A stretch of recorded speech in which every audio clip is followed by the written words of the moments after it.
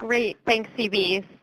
So hello, everyone. I am excited to tell you about the PHSSR Translational Toolbox. And I'll first just give you a brief overview of what's in the toolbox, and then I'll show you what the toolbox itself looks like. So the PHSSR Translational Toolbox is a website that contains practical, easy-to-use digital tools that allow users to apply PHSSR research findings to public health service planning and delivery. And the goal of this toolbox is really to help get research evidence into practice. So all the tools in the toolbox were developed based on PHSSR research findings, and some tools were built specifically for the toolbox, while others had been previously developed by PHSSR researchers and are included as links. The toolbox has a variety of different types of tools. For example, the toolbox has some cost estimator tools, which allow users to customize and estimate costs. So for example, one of the tools estimates the staff cost of providing specific types of public health services. Another type of tool in the toolbox are organizational assessment tools, which provide results like scores and ratings, and also link users to relevant resources. So for example, one of these tools allows users to assess their health department's level of quality improvement maturity, while another tool assesses the quality of community health assessments and community health improvement plans and processes. So the tools in the toolbox each have unique features. One has customizable fields, another actually compares results to a crowdsourced score, and a few allow for group scoring. And the primary audience for the toolbox is public health practitioners, including managers and leaders in local and state health departments. But researchers, nonprofit hospital staff, community health center staff, and other individuals working in community health improvement may also be interested in the toolbox. So with that, I will show you what the toolbox looks like. And this is the URL to visit the toolbox, so I also encourage you to check out the website on your own. So I'm going to try to now move to share my screen with you. And so this is what the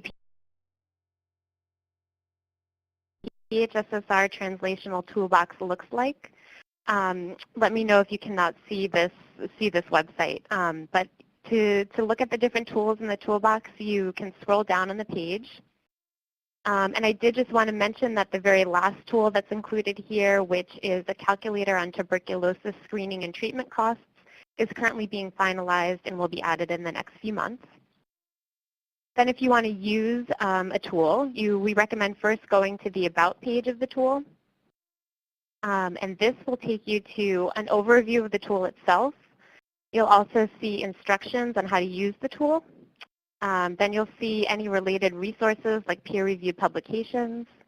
You'll see a citation for the tool itself. And then you'll also see contact information for the researchers whose work is featured in the tool. And so you are welcome to contact those researchers directly if you have feedback or ideas for collaborations. And then there are two ways to access the tools themselves. For tools that are included as external links, the tool link will be found on this About page, so there will be a box for it. But for tools that were built specifically for this toolbox, like the one shown here, there'll be a tool tab, and you can just click on that tab, and it will take you to the tool.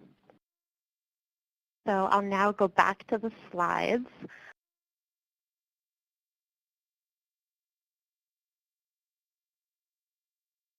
And Kara, if you don't mind putting the slides back up. Sure, give me just a second. Sure, thanks.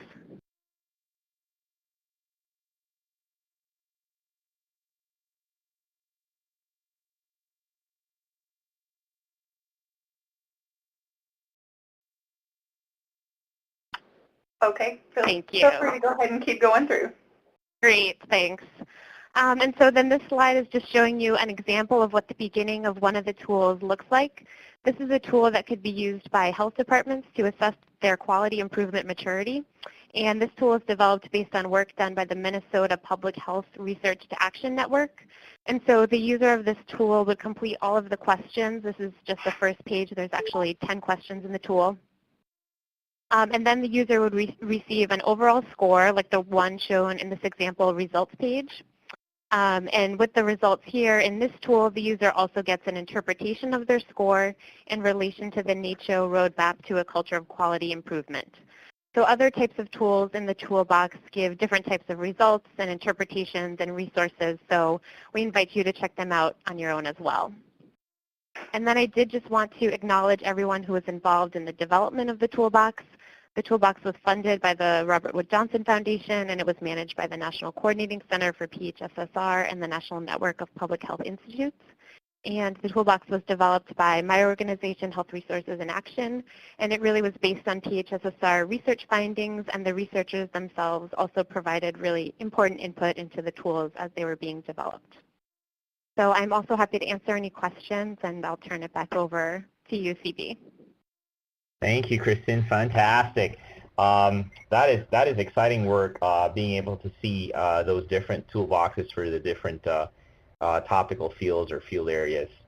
So now we're opening the two presentations to the questions, the webinar.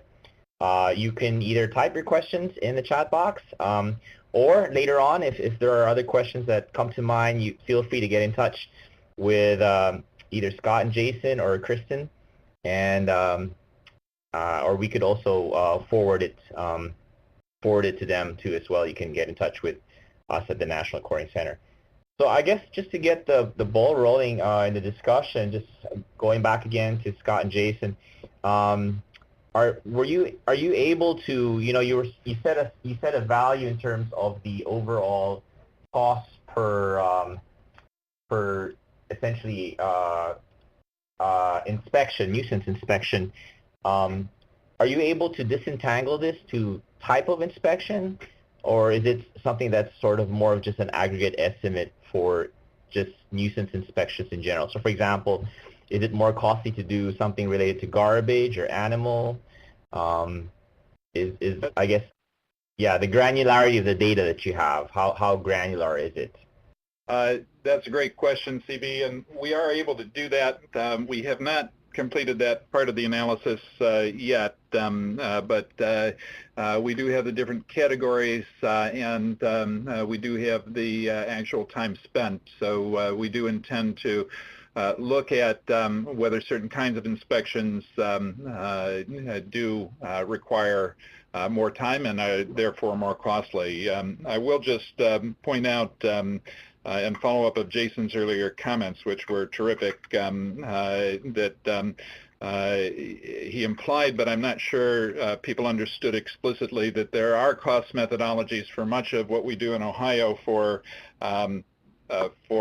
environmental health that allow us to demonstrate the amount of time and effort that is going into food safety inspection, for example, and other environmental health issues like pool inspections.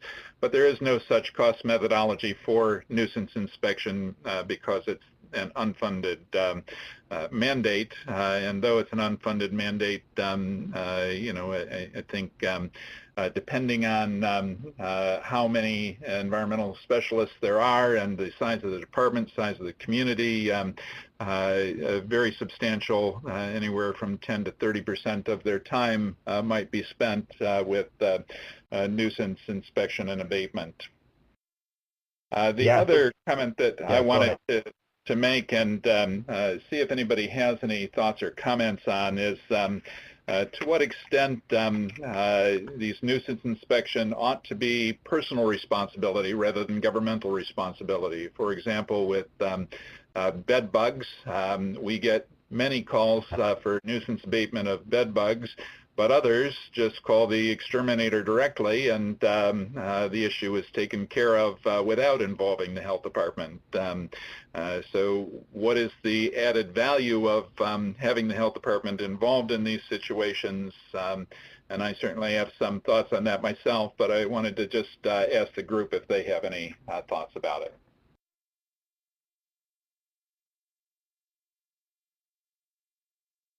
Scott, this is Chris Kippis at the Cuyahoga County Board of Health. Can you hear me? Chris. Welcome, Chris. Yes, you're more than welcome to comment on that question by Scott. Go ahead, Chris. So although I don't oversee the environmental programs directly or even indirectly for that matter for our agency, I can tell you that our general philosophy around a question of that nature, and specifically, you know, the bed bugs or other nuisances, is we do try to encourage and connect the homeowner or the client, the resident, to professional services, be it an exterminator or other professional to remediate a nuisance issue. However, we do hold high value that we have a level of involvement at a minimum to make that connection and to be a resource for the residents, because it really helps increase visibility of what public health does and is involved in. So that's kind of our general philosophy and approach to items of that nature.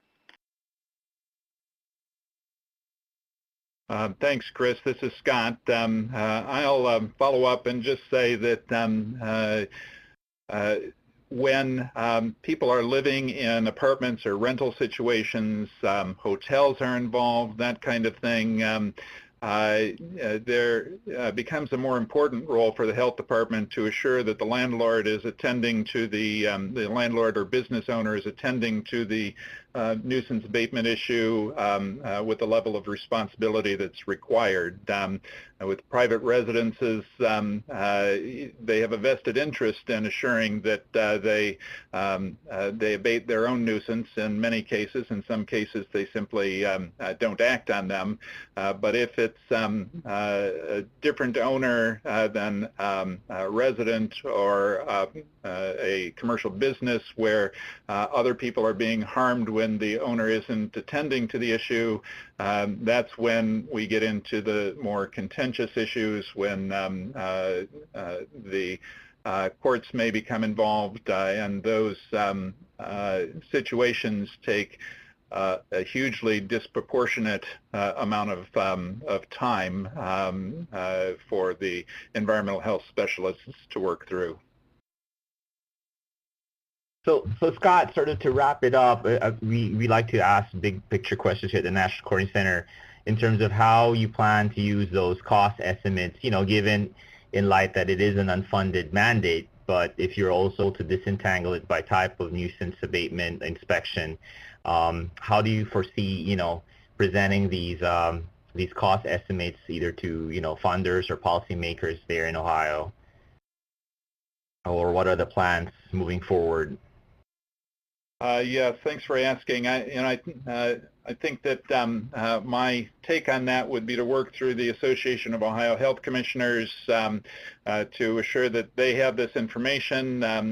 Certainly there's a process going on in Ohio, as there are in most states, to examine what public health does, what the value of what we do is, and frankly, the policymakers are looking to cut costs, where in this case they're getting a heck of a deal for the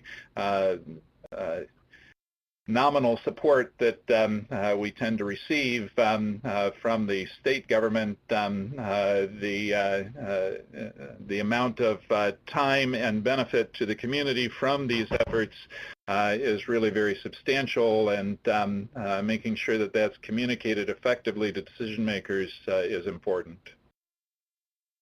Yeah, that's great, Scott, because, you know, these are novel cost estimates, and it will just be really interesting to see how, you know, how these are being used moving forward in this study. So fantastic work, just great work.